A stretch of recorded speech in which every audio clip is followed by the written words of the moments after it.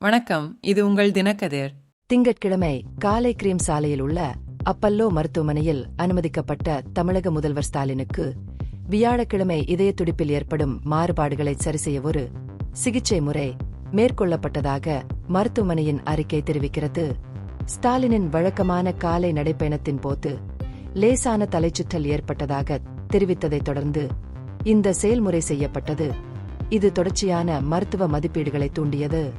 முதல்வர் நல்ல உடல்நலத்துடன் இருப்பதாகவும் 2 நாட்களுக்குள் தனது வழக்கமான வழக்கத்தை தொடங்குவார் என்று எதிர்பார்க்கப்படுவதாகவும் மருத்துவமனையின் அறிக்கையில் தெரிவிக்கப்பட்டுள்ளது. செயல்முறையின் சரியான விவரங்கள் வெளியிடப்படவில்லை என்றாலும் பிரபல தலையீட்டு இருதய நோய் நிபுணர் டாக்டர் ஜி செங்கோட்டுவேலு தலைமையிலான மருத்துவ நிபுணர்கள் குழுவின் ஆலோசனையை பின்பற்றி இது மேற்கொள்ளப்பட்டது. மதிப்பீடுகளின் ஒரு பகுதியாக நடத்தப்பட்ட நோயறிதல் ஆஞ்சியோகிராம் சாதாரண முடிவுகளை தந்தது.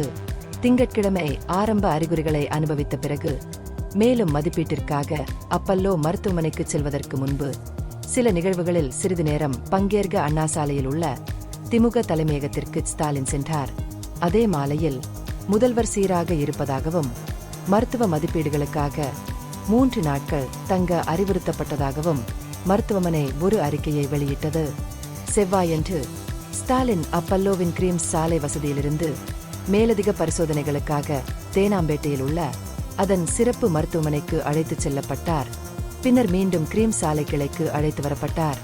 அவர் தங்கியிருந்த காலம் முழுவதும் அவர் சுறுசுறுப்பாக இருந்தார் மற்றும் மருத்துவமனையில் இருந்து தனது அதிகாரப்பூர்வ பொறுப்புகளை தொடர்ந்து செய்தார். கண்காணிப்பில் இருந்த போதிலும் தலைமைச் செயலாளர் என் முருகானந்தத்துடன் கலந்துரையாடல்கள் மூலம் குறைந்தபட்சம் 2 முறை உங்களுடன் ஸ்டாலின் முயற்சியின் முன்னேற்றத்தை முதலமைச்சர் மதிப்பாய்வு செய்தார். மருத்துவமனையில் அனுமதிக்கப்பட்டிருந்தாலும் நிர்வாகப் பணிகளை நிர்வகிக்கும் அவரது திறன், குணமடையும் போது நிர்வாகத்தில் அவரது தொடர்ச்சியான ஈடுபாட்டை அடிக்கோடிட்டு காட்டுகிறது. இந்த பகுப்பாய்வு நுண்ணறிவுள்ளதாக கண்டால் முக்கியமான அரசியல் முன்னேற்றங்கள் குறித்த கூடுதல் புதுப்பிப்புகளுக்கு லைக் செய்யவும், ஷேர் செய்யவும், சப்ஸ்கிரைப் செய்யவும். இது உங்கள் தினக்கதிர். நன்றி.